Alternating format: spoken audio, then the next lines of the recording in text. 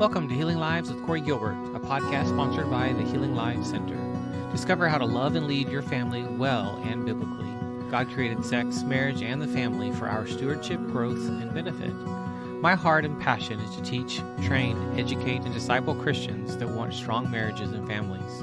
The Healing Lives Center has been serving Christians since the year 2000. Its mission is to be a center for sex, trauma, and marriage education and transformation, where we offer counseling, coaching, courses, and speaking services to you, your church, or ministry. Check us out at healinglives.com. Welcome back. We're walking through Lost in Transnation, a child psychiatrist's guide out of the madness by Dr. Miriam Grossman, and we are in chapter 9. Today we learn about the legal system, and as you've already heard and listened to, hopefully, there's a lot going on in all the systems. So this is now about the legal system. The stories here are critical. I want you to kind of get ready to hear some really heartbreaking stories and see how this might apply to you as you prepare well. I walked into the Starbucks in St. Paul and saw Hank. This is Dr. Grossman speaking. He was exactly as I'd expected. A few weeks earlier, he'd posted a comment on the PITT Substack, Parents with Inconvenient Truths About Trans, about the ordeal he went through with his daughter, and I was intrigued. He was eager to meet and share his story. Hank sat there in jeans and a plaid flannel shirt, 3 large office storage boxes on the floor, overstuffed with files, his daughter's medical and legal records he wanted me to see. Hank, a car mechanic, was the definition of salt of the earth. He didn't mince words. He wore his heart and his Christian faith on his sleeve. What you see is what you get. As I carefully filed through the documents, Hank began his story. Olivia is a teenager now, but the trouble started much earlier when she was only 4. Her mother was always out of the box. Still, everyone was shocked when she ran off, in love with a man in Panama she'd met online. One day she was home with Hank and Olivia, and the next day she wasn't. Olivia was never the same. She blamed herself, no matter how many times her dad, therapist, and eventually her loving stepmom and stepbrother said it wasn't her fault. She was emotionally disturbed and didn't fit in at school. In 6th grade, a bully told her to kill herself, and she started cutting. That began a string of hospital visits, 9 over the next 4 years. I read through the many evaluations and daily notes of psychiatrists, psychologists, and social workers.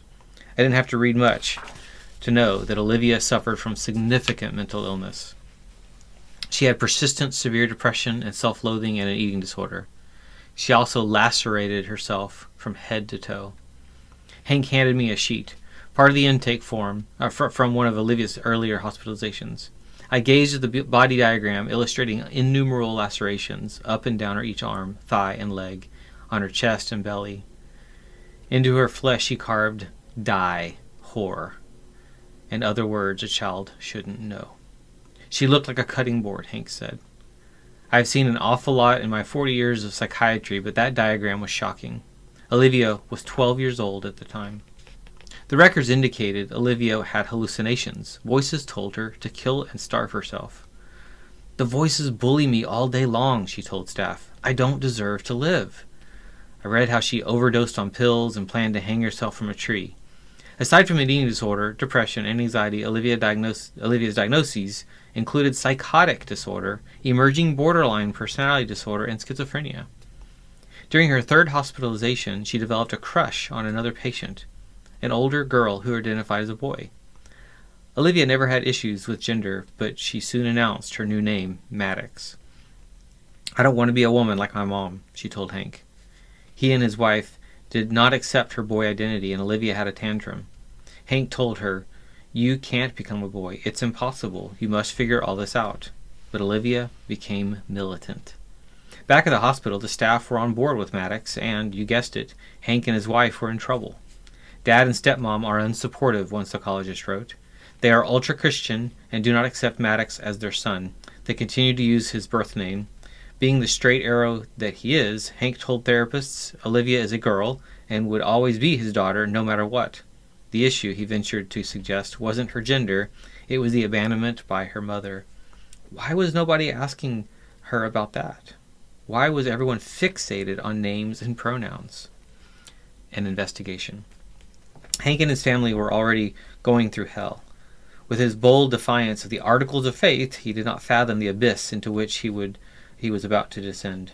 For failing to accept Maddox, for his constant dead-naming and misgendering, Hank was reported by the hospital social worker to Child Protective Services, CPS.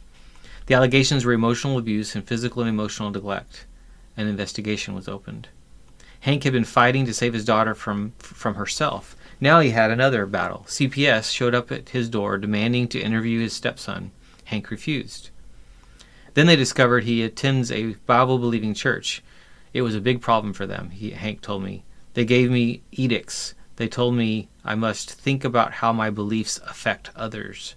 It sounded unlikely to me. Perhaps Hank was exaggerating. He was not. I found a document from the state of Minnesota Superior Court, Juvenile Matters, called Specific Steps.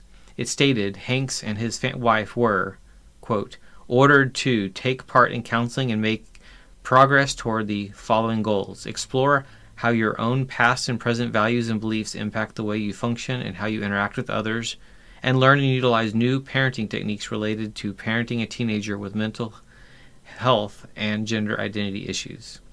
The state declared Hank was the problem. Explore your values and beliefs. Learn new parenting techniques. Their message was clear. If you want to hold on to your child, you better forget about your Bible and your church, buddy, and toe the line. Sure, Olivia was psychotic, hearing voices, carving up her body, starving herself, overdosing, and looking for a tree from which to hang herself. Even while taking 4 psychiatric medications, she was so unstable as to require hospitalization every few months.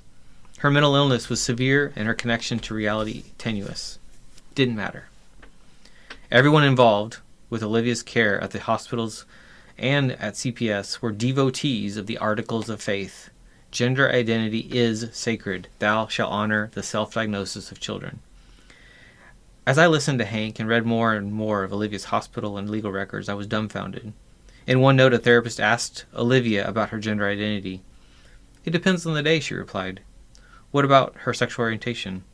One day it's one thing and the next day it's something else. Yes, Olivia's gender and sexual identity certainly were, as they say, fluid. In plain language, she was one mixed-up girl. Again, it didn't matter. She claimed at one point to be a boy, and for the hospital staff, that was that. The issue for them, it seems, was Hank wasn't an ally. CPS left a note on his door. You are to blame that Maddox is not getting better because you did not affirm him. Wow. Olivia continued to go in and out of hospitals. Hank and his wife wouldn't budge on the gender issue. A friend advised him to lawyer up, but it wasn't easy. Nobody wanted to touch such a hot potato. He eventually located and hired a courageous one. Hank handed me another document from the state. This one showed CPS made allegations in juvenile court that Olivia is neglected and uncared for.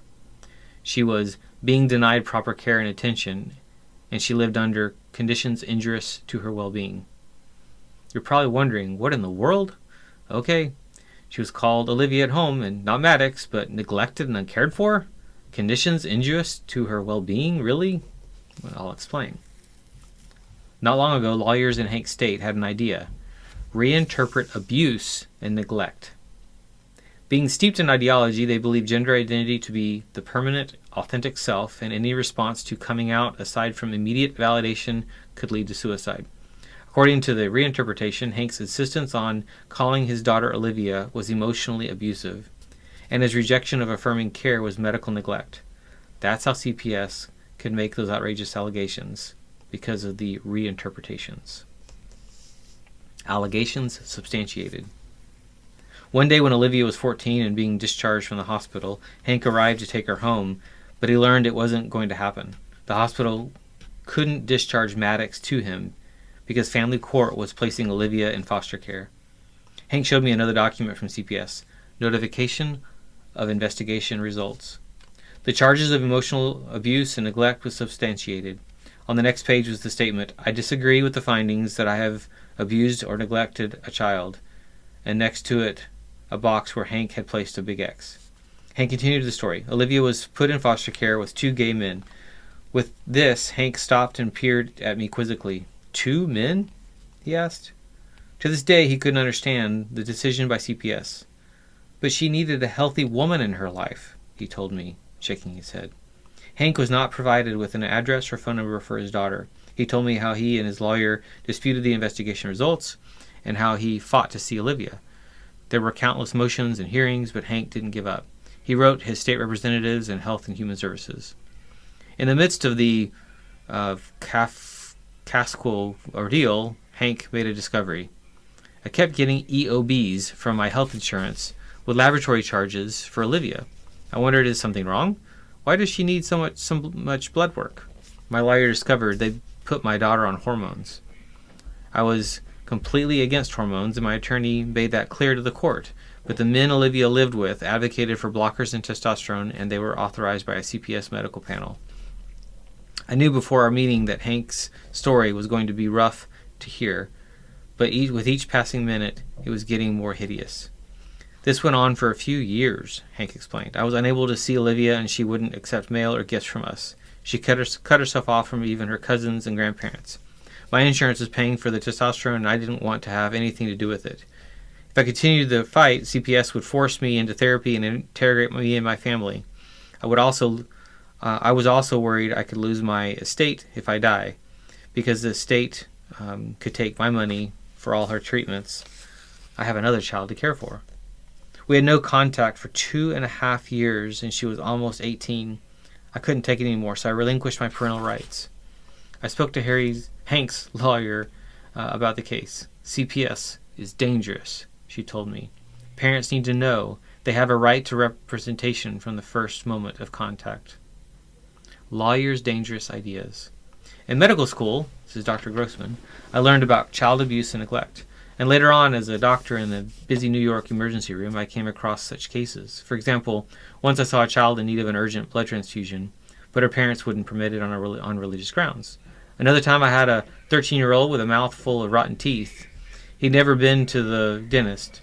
There were kids who kept showing up with poorly explained black eyes and burns and broken bones. In these cases and others, following consultation with the hospital social worker, I sometimes reported my suspicions of neglect or abuse to CPS. That was my professional obligation, and that's what I did. I know CPS serves an important role when families must be investigated, and in those rare instances when a child must be removed from their home. But parents calling their child by their given name is emotional abuse? And refusing interventions that validate their child's impossible identity is medical neglect? No, absolutely not.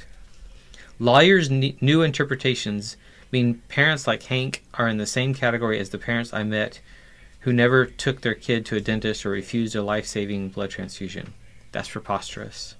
Hank's position, grounded in reality, was the one every responsible adult must take. Olivia was a girl, and that would never change.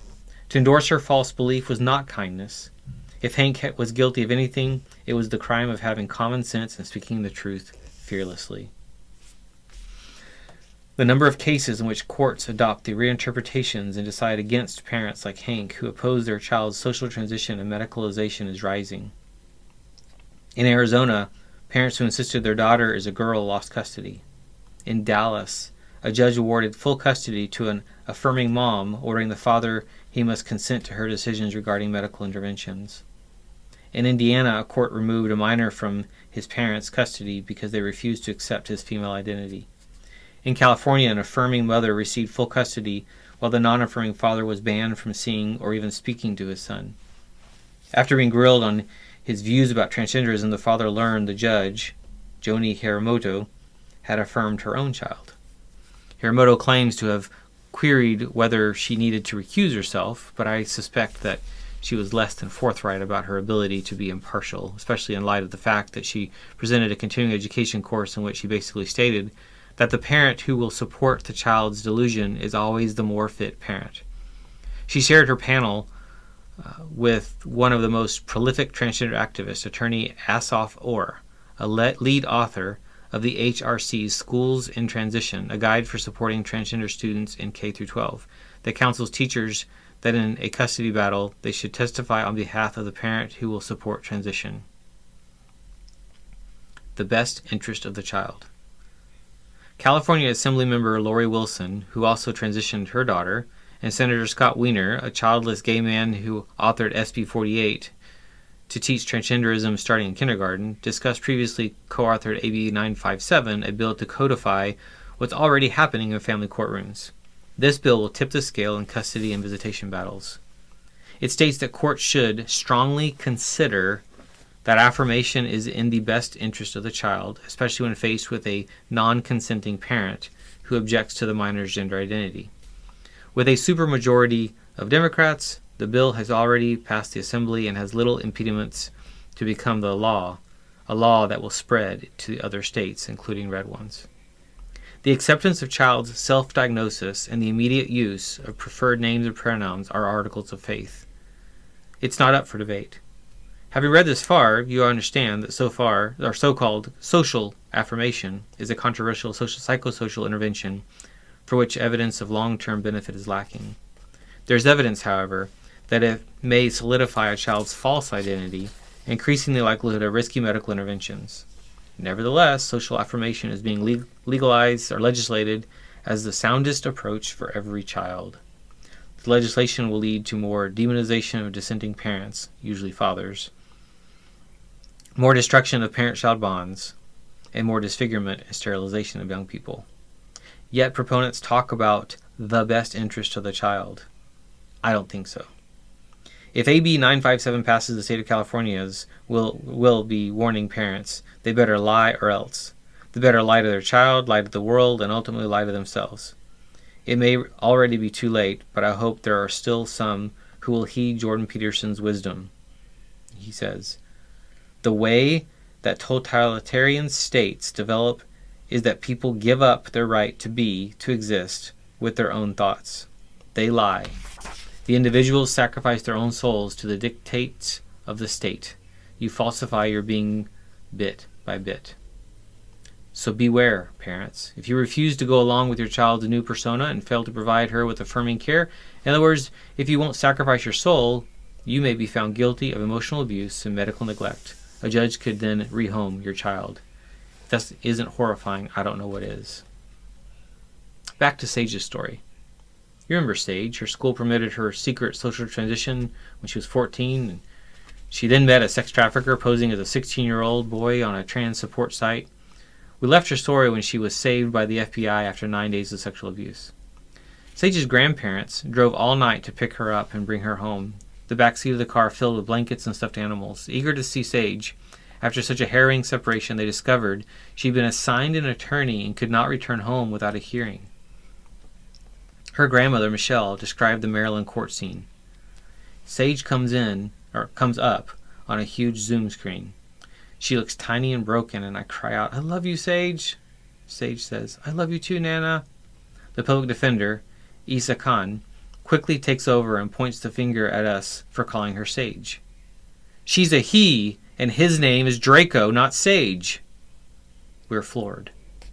The attorney proceeds to advise the judge that we are emotionally and physically abusive parents and that we aren't using the right name and pronouns. We were willing to use any name and pronouns. I just wanted her back home.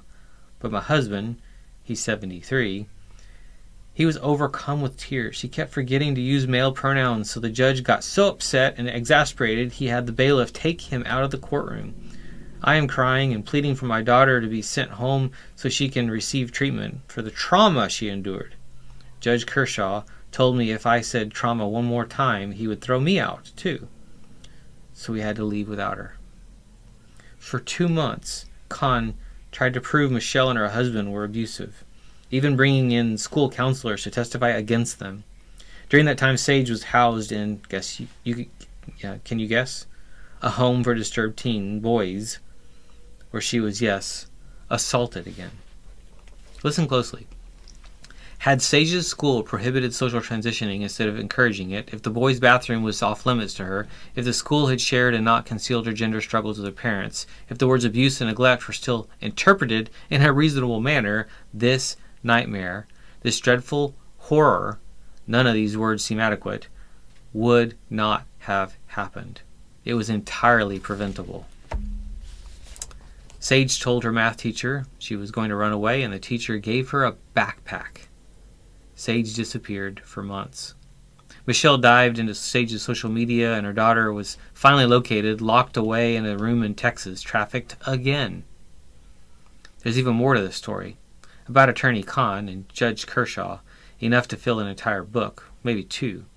You can look up the details yourself. No one should ever suffer what poor Sage and her parents endured. Cleared of charges and with effective legal representation, Michelle and her husband finally brought Sage home. She'd been gone almost a year. Reflecting on her past confusion, she told her grandmother, "I never was a boy. Everybody was doing it. I just wanted to have friends." Sound familiar? Sage had early trauma and comorbidities, and her peers were all LGBT, emo, and goth. Seeking acceptance, she became Draco. Yup, another case of rogued, rapid onset gender dysphoria.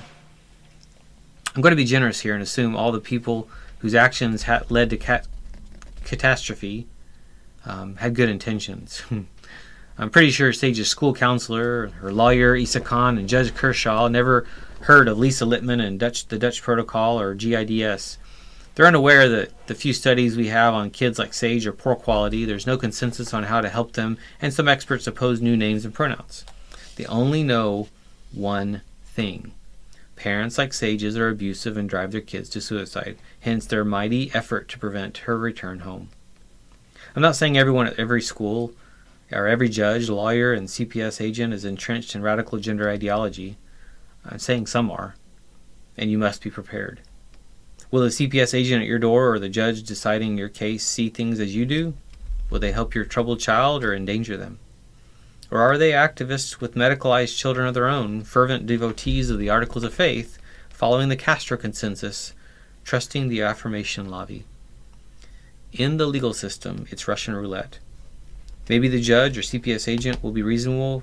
They may compromise and permit use of a child's nickname or the first syllable of her name, new name. Parents sometimes come up with creative solutions to the name issue.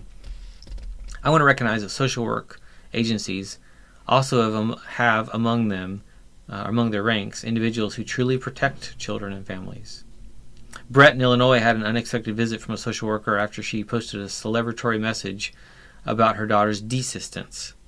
Brett's post became the target of harassment by a radical group who sicked the DCFS on her, claiming her daughter Anna was being abused. Thankfully, after meeting Anna and being shown the social media evidence, the social worker confirmed it wasn't Anna who was being abused. Instead, she counseled Brett to file a police report. Brett, I'm lucky I had one Department of Child and Family Services social worker that I showed her my tweet and the messages I had, and she was just like, "I'm scared for you, actually. I think you guys are in danger, but you're not the cause of the danger."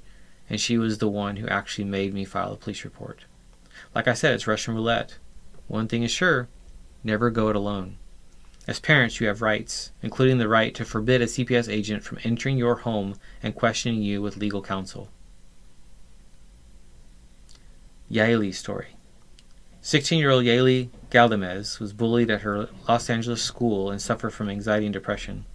She learned about being transgender from a school counselor, an LGBT group, and the mother of a trans-identified girl, aka a glitter mom.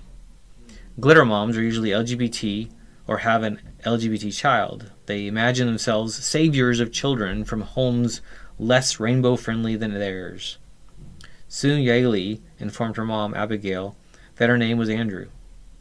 Her mother considered the new identity a symptom of her emotional issues. She didn't agree with her new name and pronouns, and she certainly wouldn't permit hormones. One day, Abigail and Yaeli got into a fight over an iPad, and Yaeli, aided by the glitter mom, ran away. She was lured by the promise that anyone older than 12 can dictate their own medical care once in the California foster system. And so began another dreadful saga of a disturbed adolescent, indoctrinated to believe she's in the wrong body, that fleeing biology is the sole solution, and that anyone in her way is transphobic. And yet another epic failure of the educational, social services, medical, and legal institutions charged with protecting her. Abigail searched for hours and found Yaeli, who then claimed she'd been physically abused by her mom. She'd been coached to lie by her allies. When her claims were unsubstantiated, Yaeli asserted she was emotionally abused. because her mom didn't affirm Andrew. Using the new interpretation, the court agreed and removed Yaley from Abigail's home. She tried her best to get her daughter back, going to court every month, desperate to keep a connection. Abigail played by the rules. She used her daughter's chosen name even as they changed. She was visited regularly by members of the trans advocacy group RISE. One of them encouraged her to have a funeral for your daughter and adopt your son. Abigail said they told her not to talk about God with Yaley. They told me if you do that, you'll never see your daughter.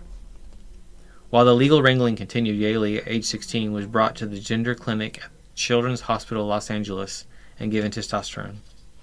Abigail, an immigrant with English as a second language, did not stand a chance against the well-funded gender center, the lawyers trying to make their names as civil rights heroes, and the judges who were trained that Yaley's male identity was real and immutable. RISE convinced the court that Yaley needed testosterone and to be saved from her family. Abigail lost custody. For 3 years, Yaley moved from facility to facility, sleeping on floors and struggling with mental and physical anguish. By the time she turned 19, after 3 years of testosterone, her mental health had not improved. It didn't turn out as Yaley had been promised. Life as a boy didn't free her from pain. This was one instance in which rejecting biology was literally a dead end. One day, Yaley walked down to the railroad tracks, knelt between the cold metal rails, and removed herself from this world. When Abigail showed up, the police urged her to look away. Her daughter's body had to be picked up in pieces off the tracks in a tree. Instead of acknowledging that transition fails to resolve suicidality, the cruel media's spin was that Abigail abandoned Yaley. If only she'd been supported her daughter's gender journey, they want you to think, Yaley would have been fine. Only followers of the Articles of Faith believe such garbage. Sage's Law. For a brief time, it appeared something positive might emerge from Sage's year in purgatory. Virginia's Child Protective Act, nicknamed Sage's Law, was proposed to protect kids like her in 3 ways. It required schools to notify parents if their child asserts a gender different from his or her sex. It prevented school counselors from withholding or encouraging minors to withhold information about a child's gender identity, and it asserted that raising a child according to his or her biological sex may not be construed as abuse. Sage's Law was passed by the Republican-controlled State House, but defeated in the Senate Education and Health Committee on a 9-6 vote, with all Democrats voting against the bill and all Republicans voting for it. Michelle testified in support of the bill. Sadly, some legislators ignored her wise words. She said, "We love our children more than any counselor, judge, or teacher. They have no business teaching our children what gender and they are, and certainly no business teaching them to keep secrets from their parents. Let us parents do our job. We know our children better than you do." After 4 hours, Hank and I were both weary. It would take me time to absorb everything I'd seen and heard. I told him. As we stood in the parking lot, he returned to what was for him the most mysterious element of the entire saga: the state placing Olivia with 2 gay men. He shook his head incredulously. "But she needs a healthy woman in her life." I told Hank he was right. He was a car mechanic, but he had more wisdom than all the doctors and social workers put together. As we said our goodbyes, Hank pressed me, "Please, doctor, tell my story.